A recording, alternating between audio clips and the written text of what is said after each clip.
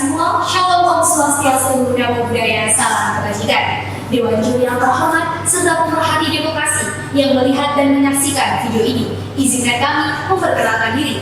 Kami delegasi dari Fakultas Hukum Universitas Trunojoyo Madura. Saya Putri Permatasari sebagai pembicara pertama, di samping kanan saya Bu Umar sebagai pembicara kedua, dan di samping kiri saya Adistiari sebagai pembicara ketiga. Dengan memilih standing position pro dalam tema debat pelaksanaan Pilkada 2020 di era new normal. Sekian dan terima kasih. Wassalamualaikum warahmatullahi wabarakatuh. Dan salam demokrasi menjunjung tinggi aspirasi. Pelaksanaan pilkada merupakan amanah undang-undang sebagaimana yang termaktub di dalam Undang-Undang Nomor 10 Tahun 2016. Pilkada merupakan wujud nyata dari demokrasi dan menjadi sarana bagi rakyat dalam menyampaikan kedaulatan.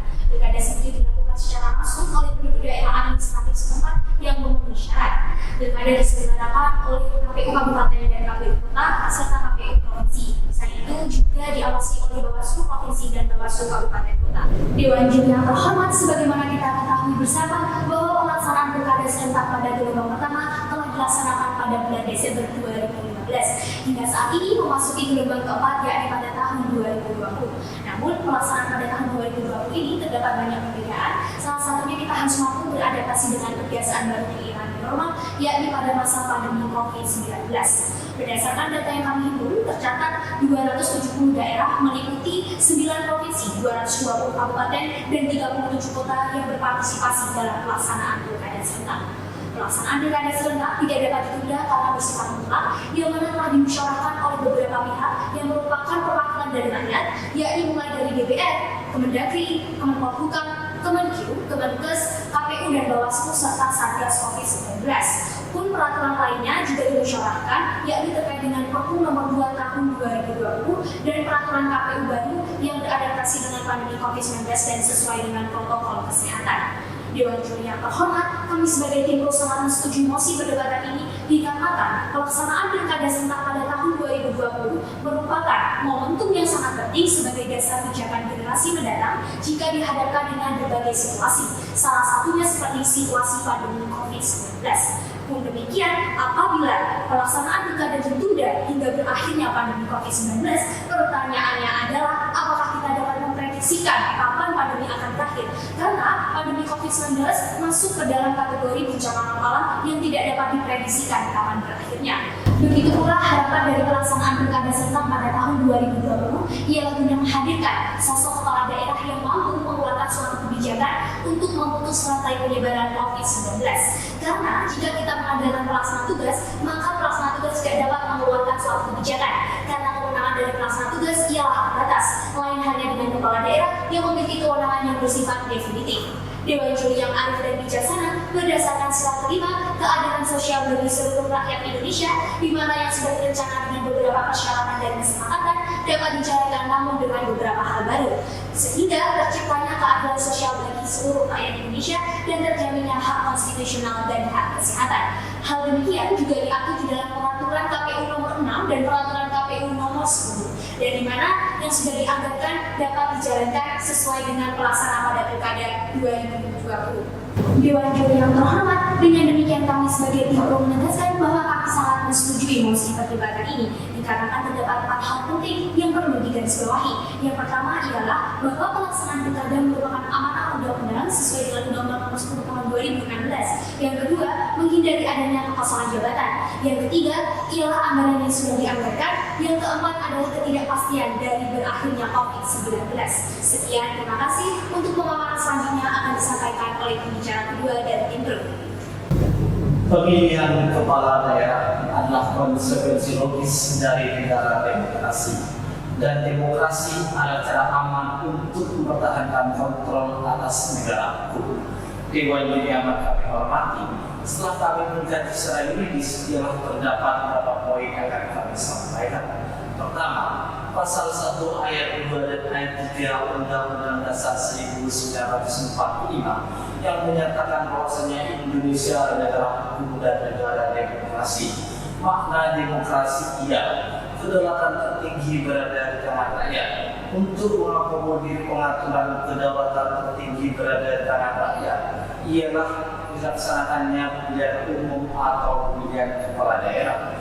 Sudito Harjo berpendapat, maksudnya pemilu secara demokrasi ialah lembaga yang memproduksi kontrak sosial baru antara rakyat dengan pemerintah. Sebagai wujud negara demokrasi, maka Indonesia melaksanakan pilkada pada tahun 2020. Hal ini sejalan dengan apa yang disampaikan oleh Prof. Jimli Asidiki. Selain sebagai wujud negara demokrasi dan menjamin hak asasi manusia, yang untuk mengisi dan melaksanakan suksesi kepemimpinan secara tertib. Hal ini sejalan dengan amanat Undang-Undang Negara Republik Indonesia tahun 1945 yang termaktub dalam pasal 18 ayat 4 Undang-Undang Dasar 1945. Gubernur, bupati, dan wali kota masing-masing menjadi kepala daerah provinsi, kabupaten, kota yang dipilih secara demokrasi. Poin kedua,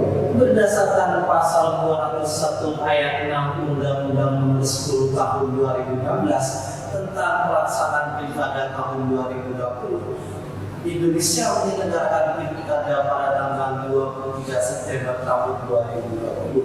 Namun, dengan adanya pandemi COVID-19, Komisi Pemilihan Umum selaku penyelenggara mengeluarkan surat keputusan nomor 179/2020 untuk menunda pelaksanaan pilkada. Agar tidak terjadi kerusuhan hukum, pemerintah mengeluarkan Perpu nomor 2 tahun 2020 yang di dalamnya terdapat beberapa poin. Pertama, untuk menjamin hak konstitusional bagi masyarakat. Hal ini sejalan dengan pasal 43 Undang-Undang Nomor 39 Tahun 1999 tentang hak asasi manusia, yang hak warga negara ikut serta dalam pemerintah dengan cara dipilih dan memilih.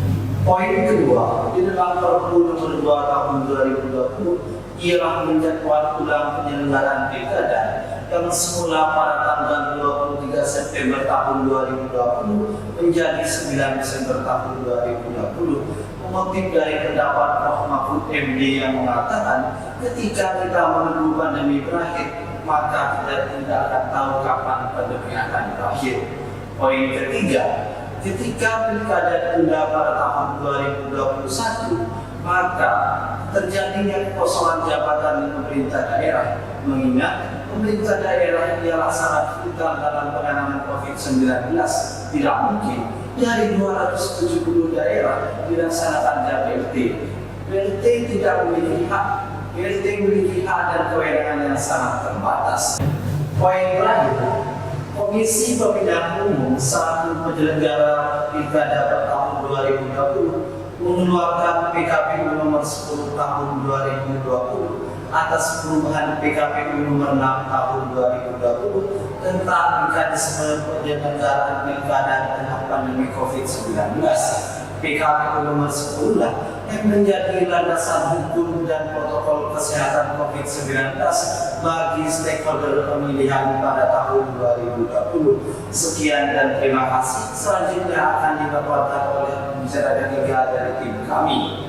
Pelaksanaan pilkada pada tahun 2020 di era new normal merupakan suatu kebijakan yang paling tepat untuk dilaksanakan oleh pemerintah, karena hal ini telah sesuai dengan Undang-Undang Dasar 1945 yang termaktub dalam pasal 1 ayat 2 yang berbunyi bahwa kedaulatan berada di tangan rakyat dan dilaksanakan menurut Undang-Undang Dasar. Pewujudan dari negara demokrasi adalah dengan diadakannya pemilu, yang mana pada saat ini negara kita akan mengadakan pilkada untuk memilih calon kepala daerah, namun sempat terhenti karena adanya COVID-19 yang belum usai. Negara yang patut dicontoh adalah negara Korea Selatan, yang mana negara Korea Selatan telah mampu menyelenggarakan pilkada pada tahun 2020 ini pada tanggal 23 April 2020, yang mana Korea Selatan mampu mensosialisasikan secara masif dengan protokol kesehatan yang ketat. Bersumber dari Kompas.com bahwasanya pemerintah Indonesia sudah merencanakan akan mengadakan pilkada pada tanggal 23 September 2020. Namun hal ini harus terhenti karena pada tanggal 23 September tersebut ternyata COVID-19 masih belum usai. Akhirnya ditunda kembali sampai tanggal 9 Desember 2020. Jika kita tetap menunggu WHO untuk menyatakan sampai kapan COVID-19 ini akan usai, maka kita tidak akan pernah tahu sampai kapannya. Oleh karena itu, pilkada pada tahun 2020 ini harus tetap dilaksanakan. Karena ketika tidak dilaksanakan, maka akan terjadi suatu kekosongan jabatan. Kekosongan jabatan pun akan terjadi ketika pilkada ini tetap ditunda. Ketika terjadi kekosongan jabatan, maka tidak akan mungkin semua akan di-PLT-kan karena PLT sendiri memiliki kewenangan yang terbatas, berbeda dengan kepala daerah yang memiliki kewenangan secara definitif. PLT sendiri di 270 daerah mungkin dapat melaksanakan kewenangannya secara maksimal karena PLT sendiri dibatasi oleh Undang-Undang Nomor 30 Tahun 2014 akan kewenangan dan kebijakannya. Itu pun mengatakan ketika terjadi kebiasaan baru pada semua sektor, mengapa tidak pada dunia politik? Mahfud MD pun juga mengungkapkan bahwasanya negara Indonesia tidak perlu lagi untuk menunda lagi pilkada pada tahun 2020 karena pemerintah mulai dari pusat sampai daerah harus dapat berjalan lancar seperti sebelum-sebelumnya. Bersumber dari Kompas.com bahwasanya Pramono juga mengusulkan anggaran pilkada pada tahun 2020 ini agar diambilkan dari dana APBN, yang mana ketika diambilkan dari dana APBN maka akan memiliki dua keuntungan. Yang pertama yaitu dari segi waktu dan yang kedua dari segi preventif dari keuangan itu sendiri. Pemerintah telah menganggarkan 9,9 triliun untuk anggaran pilkada pada tahun 2020 ini, namun telah disahkan 4,1 triliun. Dan Mahfud MD pun juga mengungkapkan bahwasanya anggaran pilkada pada tahun 2020 ini harus ditambah kembali, mengingat akan ada banyak sekali kebutuhan yang dibutuhkan untuk era normal ini. Virian selaku komisioner KPU pun juga mengungkapkan bahwasanya pilkada pada tahun 2020 ini akan diikuti oleh 270 daerah yang meliputi dari 9 provinsi, 224 kabupaten dan 37 kota, yang mana jumlah pemilihnya yaitu DPD sebanyak 101 juta jiwa dan DPA sebanyak 105.396.460 jiwa. Dewan Juri yang terhormat, agar perdebatan kali ini tidak hanya menjadi perdebatan yang argumentatif, namun dapat menjadi perdebatan yang solutif, maka kami akan memberikan beberapa tawaran solusi yang diantaranya yaitu: yang pertama, melakukan koordinasi dengan jajaran KPU, Bawaslu, DKPP, dan Muspika daerah. Yang kedua, dengan menambahkan kenetralan dari aparat pemerintah dengan membuat kesepakatan secara bersama. Yang ketiga, KPU harus membuat integritas bersama secara daring, mulai dari pemilihan, pencalonan, hingga pemilihan. Dan solusi yang terakhir yaitu dengan memberikan edukasi kepada masyarakat bahwasanya tata cara protokol sesuai dengan protokol kesehatan menurut Kemenkes RI.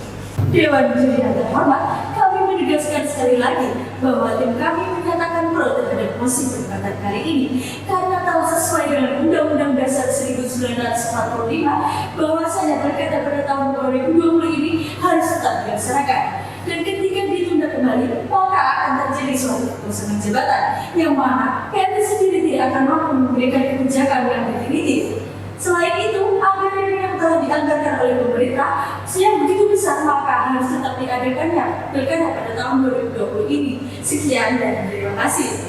Demikianlah pemaparan bangunan argumentasi yang telah kami kembangkan. Sekian dan salam demokrasi menjunjung tinggi aspirasi.